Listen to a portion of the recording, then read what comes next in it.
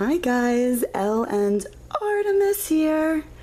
We're doing a video response to Stephen Bright's from Tiferet Tarot, his hashtag 22 faves, where he challenged us to basically pick out our favorite representation for each of the Major Arcana cards, hence the hashtag 22 faves. So believe it or not, it actually just took me longer to pull the cards out from storage than it did to think of my favorites for every single card. I kind of already knew like exactly what there were. There were only a couple that I had to think about, and only for like a second. Where you going? Look at all your pin feathers, you crazy girl. Yeah, so it's like I was already sort of prepared to do this video, which is really funny. I absolutely love this idea. And actually, believe it or not, in my 22, there are no, there's no cards, like no two cards from the same deck. Every single card is from a different deck in my collection, which is kind of cool. All right, Artie's going crazy. Say bye, guys. Have fun listening to Mommy talk to herself.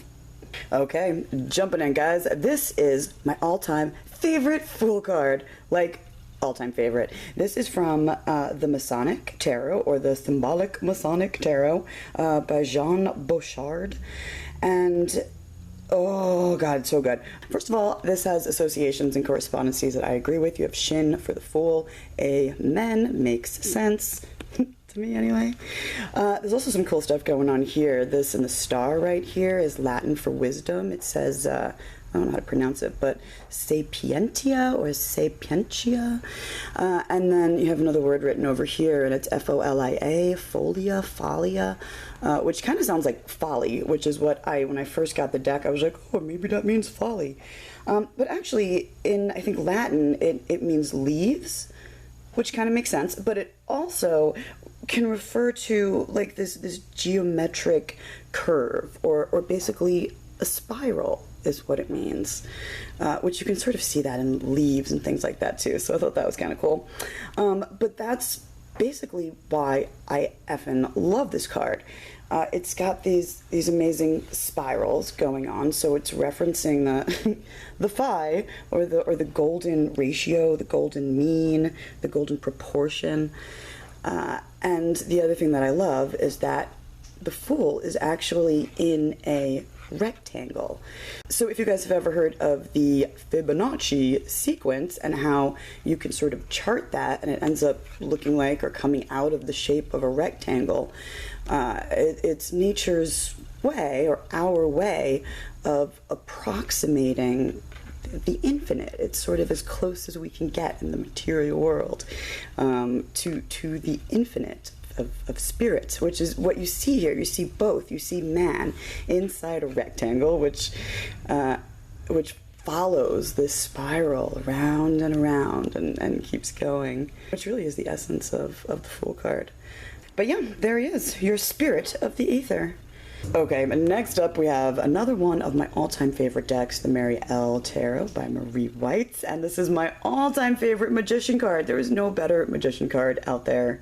But, you know, it's a very different looking magician card. I really enjoy that. New interpretations of things are always fun, and this one really gets it right.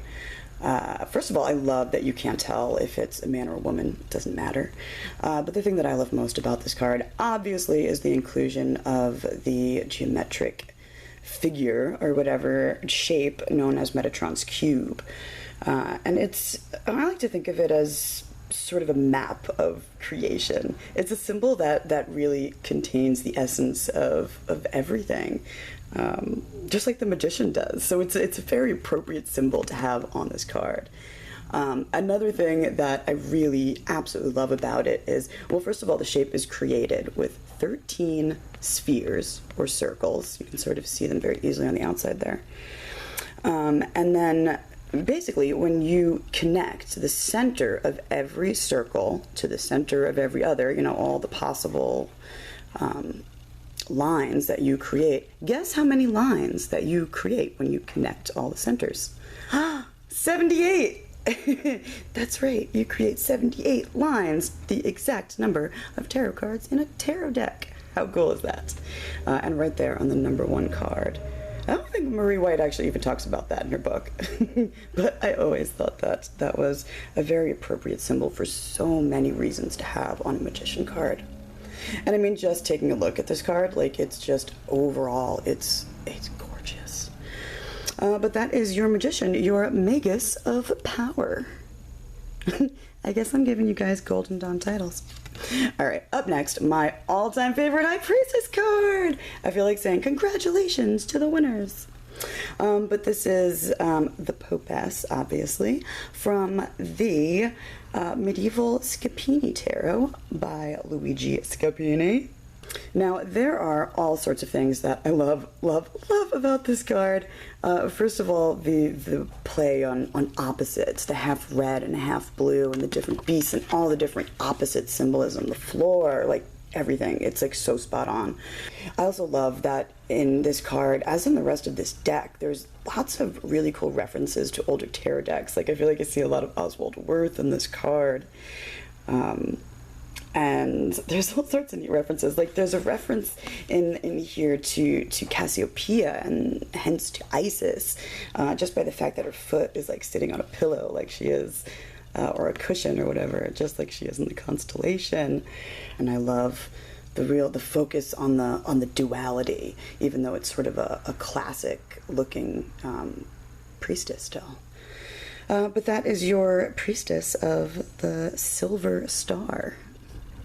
And up next, the winner for the Empress is the Navigators of the Mystic Sea Tarot by Julia Turk, the Empress, the daughter of the Mighty Ones. So this entire deck, and this card is no exception, but in the entire deck, her use of like insanely original and deeply inspiring symbolism is like mind-blowing. Now, it might look like there's sort of a lot going on the card, but everything is wonderfully symbolic and perfectly appropriate for this card, and I just love the way it looks. It's gorgeous. One of the things actually that I'm always really drawn to is that this beautiful, abundant green Empress. Oh, the Empress is green in the Modern Spellcaster's Tarot too. That's cool. But her little hat here is pointing to what is a representation of Venus, which is cool in and of itself. But it's something I always remember from her book, that it's sort of pointing to Venus, and it's talking about Venus in this very interesting way, how it's representative of like the false light of ignorance, I think she calls it, as the morning star rises before like the true light of the sun. And I always found that idea very just very appropriate for the Empress card. You know, it's like you walk through this beautiful, abundant nature this world that we live in, this garden of earth. and as you do that, you sort of enter into ignorance innately. And what she says is that, you know, innate within ignorance is the ability to achieve wisdom. It's like you sort of have to go through that process in order to evolve. And that's all part of what the Empress is. You know, she's the ebb and flow of nature, this desire to return to nature. She's got all sorts of amazing references to all sorts of things throughout that deck. And next we have my favorite Emperor card. This is from the Cheimonette Tarot by Eden Galanter. And this deck has some of the most beautiful images you will ever see in your life. They are gorgeous, but this card has just always stood out to me as being one of the most fascinating and well-represented emperors. So let me just real quick explain what is going on in this card. So what's happening here is he's surrounded by these machines, you could say. They're all like little machines that simulate the world around him and everything that he needs. So there's like a flower, there's a tree, there's the moon, there's the sun, but they're all machines. They're not natural, basically. So he's created his own little self-sustaining world where he is all powerful, you know, but where he's also trapped. And I feel like you get that feeling too. It's like he's being closed in on a little bit here. Oh, by the way, the star on his chest there, I love that. It's a 9-pointed star, and she says it references the Hermit card, which in that deck is really all about time. It's like a very Father Time image. And I think she talks about how that's the one thing that the Emperor fears is time. And that's because he fears freedom. And for him, freedom means like a dissolution of self. You know, he fears that he's going to lose his power, you know, the power that he has in the world, and the power he has to exert control over it, the power that we have to exert control over our surroundings, over our world. I think it's just such a brilliant way that she went about picturing this image, and it still is even a very recognizable image. It blows my mind how people are able to be this creative. It's so wonderful. I do have to say that this was very close to also being my favorite Empress card. The Navigators of the Mystic Sea, I love that freaking card so much. But the Empress and the Emperor card in the Cheimonette Tarot are a wonderful pair, aren't they? Just gorgeous. But that is your Emperor, the Son of the Morning.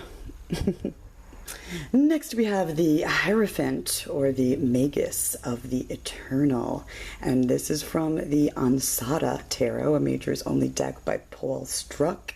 Yet another of my all-time favorite decks. It is amazing, and this card is the highlight of the entire deck, I think, for me personally. It's just the coolest friggin' Pope.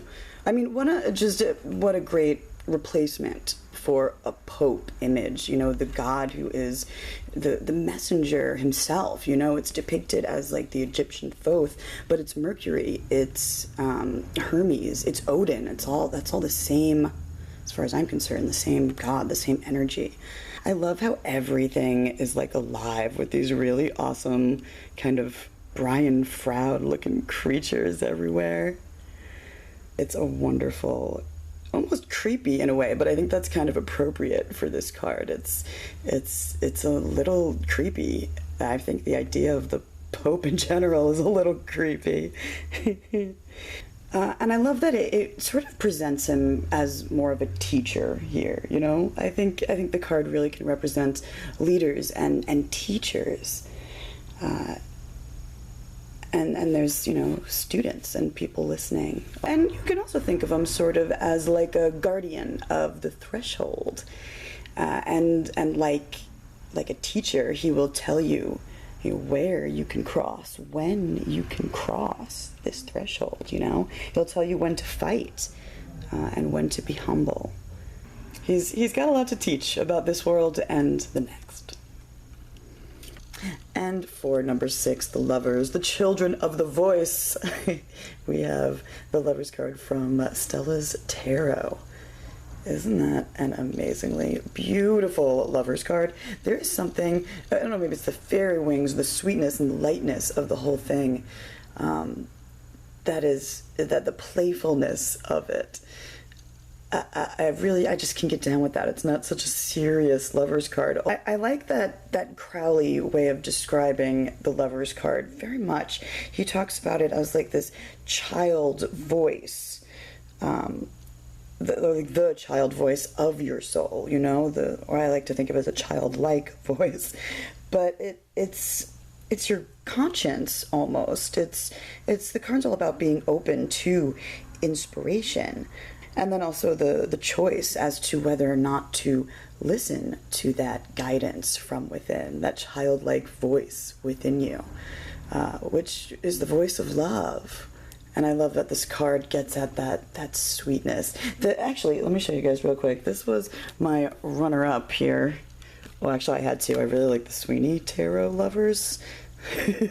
Just a personal favorite. And this one also came really close. This is from Brian Williams' Ship of Fools Tarot. The card is just called Love, and it depicts like the goddess Venus or Aphrodite, and all these beings. There's fools, there's animals, there's a figure of death, there's a figure of Eros, there's a friar, a donkey, a monkey, like everything is, she's holding like ties to them. She's holding like their leashes, they're on leashes. And it's all about how we are all bound to love. He could say bound to love and passion in this life. You know, it makes fools of us all, animals and men, and can bring us to our knees. But that's that same voice from within that it's like, are we going to listen to that and make that choice to go with what is right for us, or are we, you know, not going to? Yeah, that's a cool card too. Okay, I won't veer off my 22 favorites too often, I swear, guys. And my choice for the Chariot is Cat Black's Golden Tarot Chariot. I am obsessed with this card. It is absolutely gorgeous. Oh, my lighting sucks. There are two swans down there pulling the chariot across a lake. A black swan and a white swan. And you have a female chariot driver. Love. And this is the Lord, or in this case, the Lady of the Triumph of Light. I think I just really like the way this card looks. It's beautiful. It has a lot of the same classic symbolism, just done in a very different and unique way. Chariot. And I'm going to do Justice next. This is my favorite Justice card in the whole world. This is from the Victoria Regina Tarot. Justice is the ruler of balance, of course. So, I mean, just looking at it, it's absolutely visually stunning. But also, what I love here is what it's representing and how it goes about it. So this is, basically it's a Valkyrie toting a gun. How great is that? But she's standing in front of a tree, probably a reference to Yggdrasil. And there's these two women down at her feet. So this one over here is writing something. Looks like on a tablet, and you can see there's runes. I don't know if I can get it on the camera, but there's runes on the tablets. And this one over here, she actually has a tablet also, but in front of it she holds a knife. And it's sort of this writing of the laws and this enforcement of law. And what happens is justice stands between them both, right? Balancing thinking and acting. She's balancing the two. She still has a traditional scale in her hand, a scale and a gun in this case, instead of a sword. But yeah, how friggin' cool is that? And for number 9, the Prophet of the Eternal, I chose the Hermit from the Tarot of the Holy Light. This is one of my all-time favorite cards, period.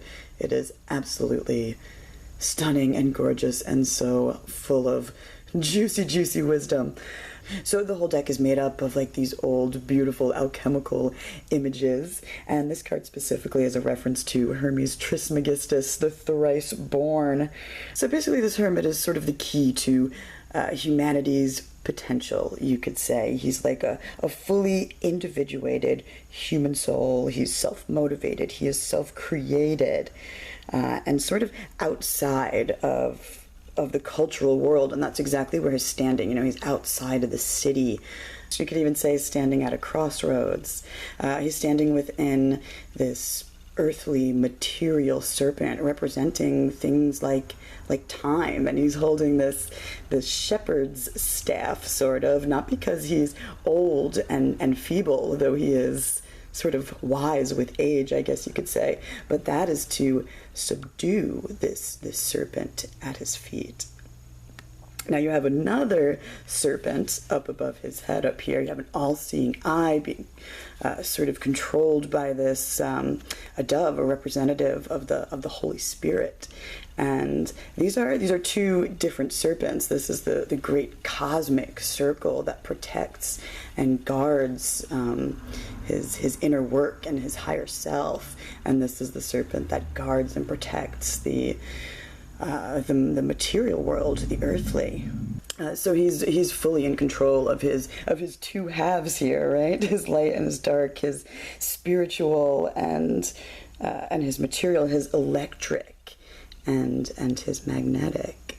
Instead of a lamp, he has a sun, a red hot, yellow hot, blazing sun in his hand to guide him. You know, what better way to banish the darkness than with the light of the sun itself? Isn't that an amazing Hermit? There's so much other stuff going on here, but I'm going to leave it at that. Oh, real quick, by the way, I did have a runner-up for my all-time favorite Hermit card. This is the Hermit card from the Rosetta Tarot by M.M. Moline, and I absolutely love this one. I love the caduceus, the way his lamp looks, that he kind of looks like Gandalf, and the flower of life, or the seed of life there. Ah, isn't that beautiful? And he's inside of a giant labyrinth also. Yeah, it's a really amazing card. They both are. And up next, my pick for Best Wheel of Fortune Tarot card. How cool is that?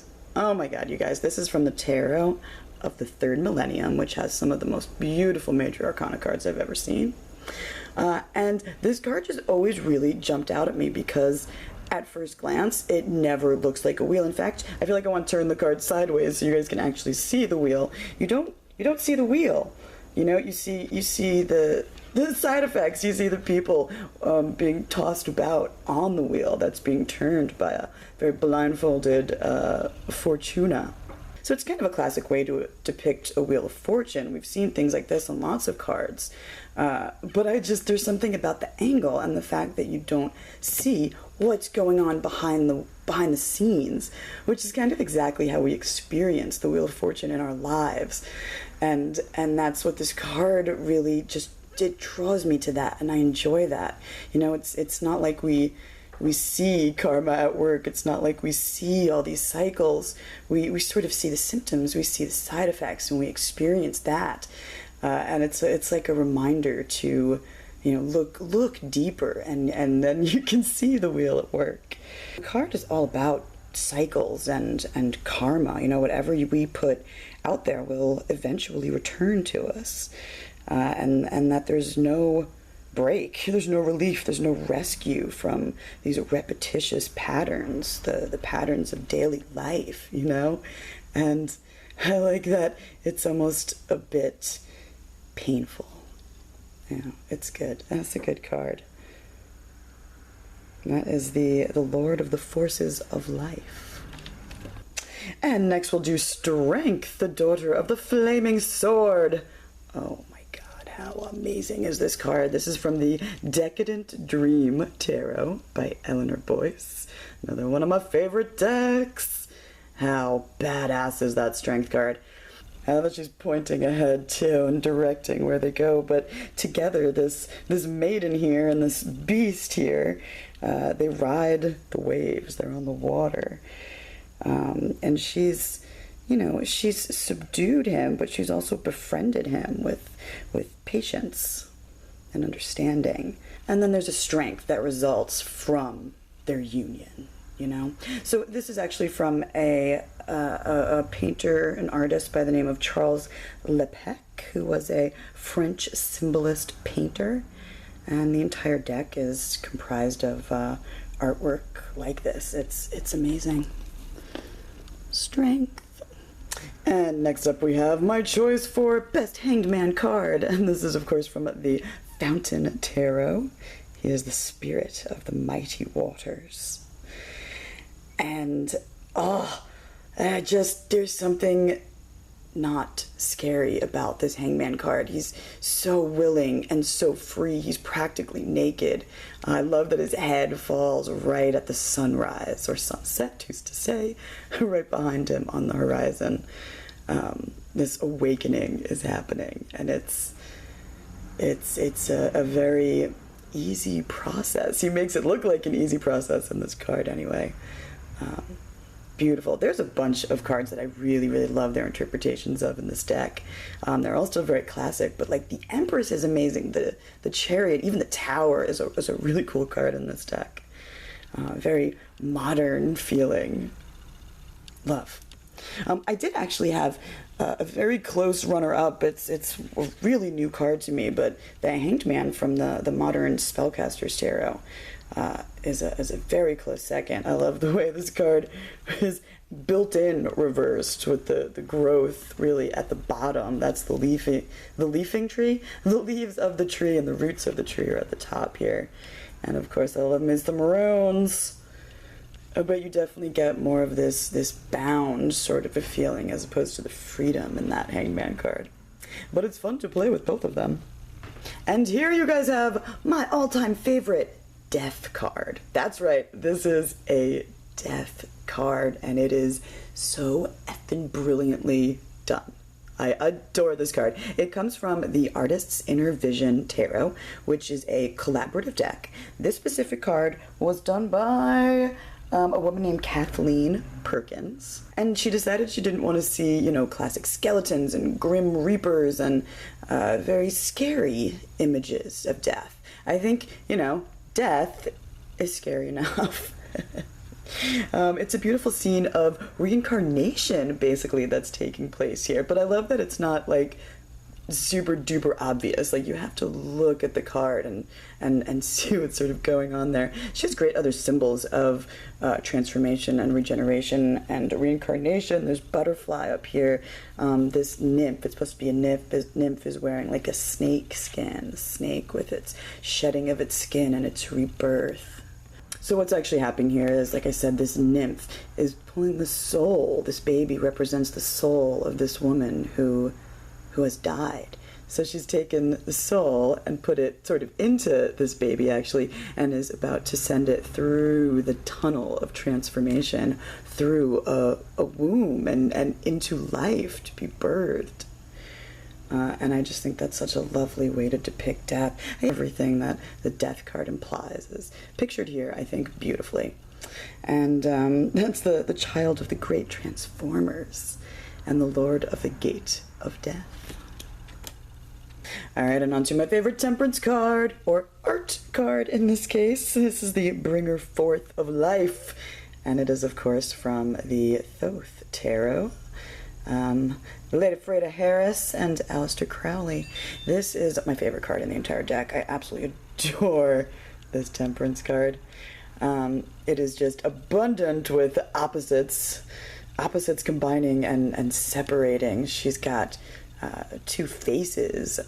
You've got the opposite colorings here of the lion and the eagle, and you have water and fire being combined in the golden Sun Cauldron.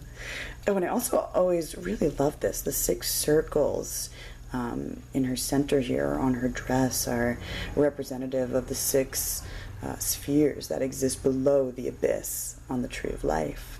And actually written around her here is one of my favorite sort of sayings. It's an alchemical and a Masonic motto.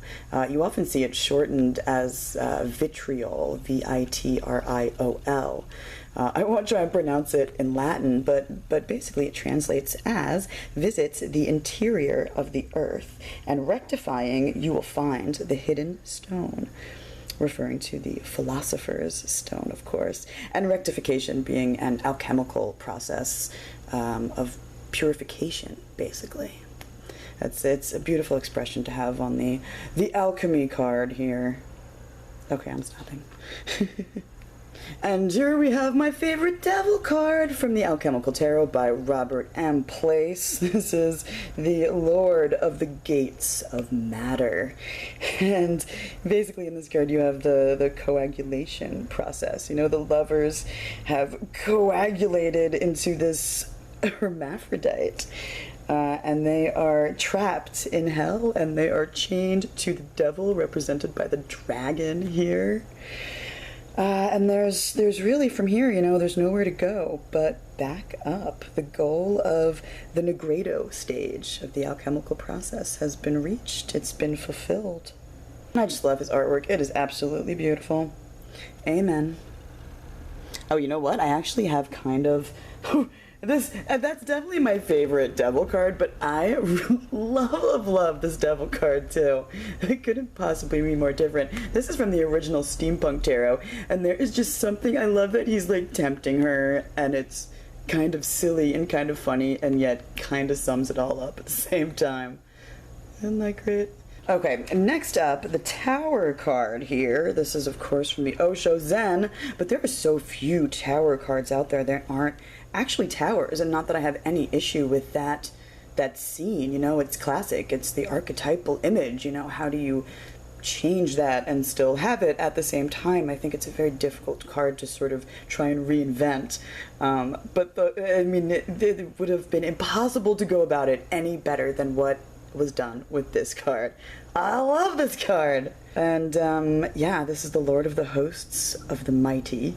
And you still actually have a tower scene here, you know, this person that you see this outline of is just sort of an overlay to this burning tower that is actually still there with people falling from it and lightning striking it, just like you have on all your tower cards.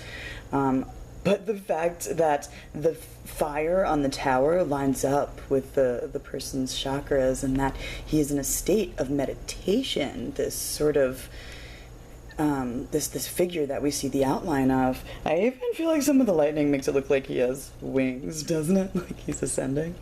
But I think it provides wonderful instructions for how to get through your tower times, you know? And that is to just, you know, exist and be a witness to it. There is nothing you can do.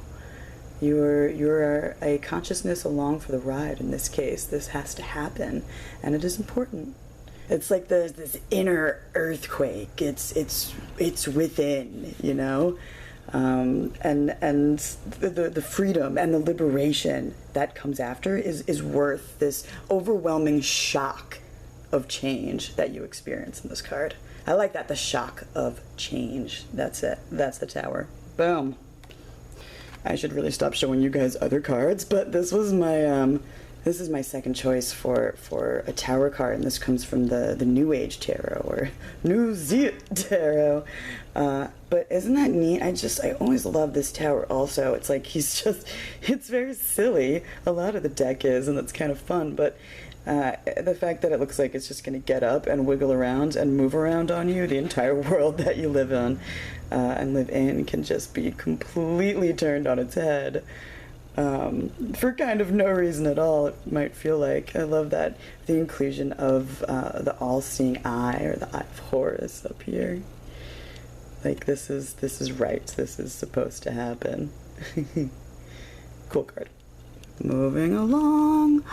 Look at how beautiful! My favorite star card. This comes from the Tarot of Inspiration by Berenica.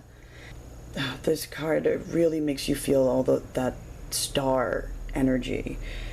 She's the daughter of the firmament, by the way, and it's this purified, hopeful feeling, very, very at peace, you know, laid bare. And even though she's not naked, you feel completely naked standing in front of this card. I feel like you're very at one.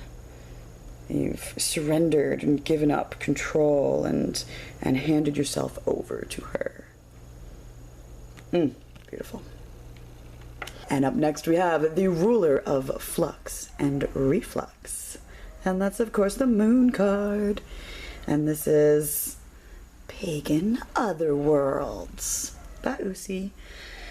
One of the most beautiful tarot decks ever made, and this is my favorite card in the entire deck. I think the coloring really lends itself to the feeling of the Moon card too. You know, it's a bit eerie and illusory. It's the dark night. It's that which is hidden. It's the subconscious. You know, it's even a test, right? A test of your resolve.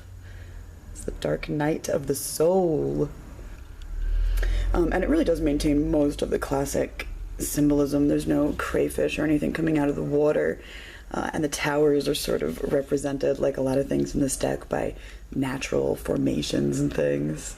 Like, it's a beautiful archway here, which I love because it defines the path. And another thing that I like here is you still have sort of a nod to the classic eclipse that you normally see in the Moon card. So good. And up next, my pick for World's Greatest Sun card.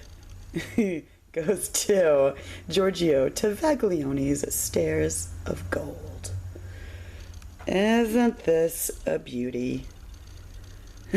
I wasn't actually, it's kind of funny, I wasn't super in love with the central artwork when I first got this deck. I really got it to sort of learn associations and things like that. Didn't have access to a lot of the Papist decks I have now and Atellas and all that sort of thing. And this is great for learning that sort of French occult world. It has everything you can want all over the cards. And the book, the little white book it comes with is fantastic. But yeah, they're super sort of 70s looking and a bit cartoony. And the more I use this deck, the more I just got on with it. It's actually, I look at it and I think, oh, that's fun now. Like I just enjoy it. So this is the Lord of the Fire of the World. And on this card, you get some really cool stuff. It shows the pathway on the Tree of Life, which you are traversing in this card. It has it written on the side there also in Hebrew. It goes from Hod to Yesod. You have the symbol for Pisces. You have letters that they are associated with. Kaf in Hebrew. You have the Sanskrit. You have all sorts of cool shit here. And of course, the card is, you know, that final union of opposites, right, within ourselves. So you have this balance and this harmony symbolized by the garland of flowers. You have this wall of safety and security that they can freely walk over and through at this point now too. They can cross the veil. I love that they are depicted as like fun little fairy people here too, and of course you have like two male and female, you know, both sides. But I like that they're sort of playful and childlike. You know, you often see two little twins or two little children, cherubs, whatever, on the Sun card. I think it's even kind of cool the way that they separated out the signs of the zodiac. It goes around in order around the awesome looking sun up here. And then on the female one, it's all the earth and water signs. And on the male fairy dude here, it's all the air and fire signs on their wings. Can you see that? Booyah! So that's that one. I did have, just so you guys know, this was a very close runner-up, and I thought I want to include it here because I thought that it's really such a different and interesting card. This is, of course, the Sun from the Wooden Tarot. And it makes me so friggin' happy. I absolutely adore this card. It's this little fox with the head of a sunflower and a bright, shining sun above his or her back. So, I don't know, it just makes me feel like, you know, you like become a material version of a sun. Like, go ahead and let your head be a sun. Be a sunflower, you know, that turns and follows the sun and lets it guide you and your life, and you become it, you know. And I even like that it's a fox, you know, sort of clever and sneaky. At least that's what I sort of associate with like this fox archetype. Very thoughtful and so clever, and I'm so rational, and you know, you let that go and you just become, you know, and you embrace your other half and look ridiculous, and that's okay because you have the head of a sunflower. Yeah, anyway. And second to lastly, we have the Spirit of the Primal Fire, La Judgment. This is, of course, the card from Tarot Noir. This is one of my favorite cards in the entire deck, and there's just something. It's, of course, very classic. Everything in this deck is based off, you know, your classic Marseille, but the way that people look down here really draws your focus to the one sort of blue person in the center. And then, of course, the beautiful angel with the wings and the cloud formation and the coloring. It's just a favorite card, like, visually. Oh, I just love it. By the way, that's the Tarot Noir by Matthew Hackery. I think there's another deck called, like, Noir Tarot or something like that. Anyway, this is where our souls are reborn into their immortal bodies. you know, into their incorruptible, eternal forms. But I did have a very close runner-up for this one also, and I want to share it with you guys real quick. As far as something different goes, this is, like, they're both my favorite Judgment cards, for sure. This is from the Major Tarot, and I just love Judgment being depicted as a phoenix rising from the ashes. I mean, there's no better metaphor, no better imagery to put on a Judgment card. I mean, that says it all. Beautiful, beautiful rebirth.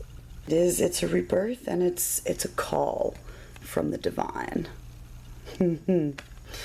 And lastly, my all-time favorite world card, or in this case, universe card, for the great one of the Night of Time. It is from the Tabula Mundi by M.M. Moline. How beautiful is this card? I'll stop yelling at you guys. I absolutely love her, like, tube torus wormholes that she utilizes in the Fool card also. You know, it's the Fool stepping in, and at the other end you have her, our Anima Mundi, our universe coming out or waiting at the other end. Oh my gosh, there's so much I love about this card. I love the tetractys right above her head. Simple, but I love seeing that there. Bless us, divine number, thou who generate gods and men, O holy, holy tetractys. That's from a Pythagorean prayer that she actually includes in the book, too. She tells a whole little story about these fine little golden hairs that are up here sort of on her body, and how they're representative of the great and terrible angels and their golden breastplates or something. And I really actually like how she included, like, where the stars are and the actual, like, constellations of the zodiac signs up here. Like how you have, I don't know, in the north here, you have Regulus, you know, in the north, the watcher of the north, and in the southern fish up here, you have Aquarius pouring water into the southern fish, and Fomalhaut is the name of the star. Like, there's so many wonderful little details on all of these cards. They're immaculate. And there you have it, your accomplishment in the world, the universe. Ta-da! That's it. All my 22 favorite tarot cards. Alright guys, thank you so much for watching. This was actually really fun. I'll see you guys real soon. Bye.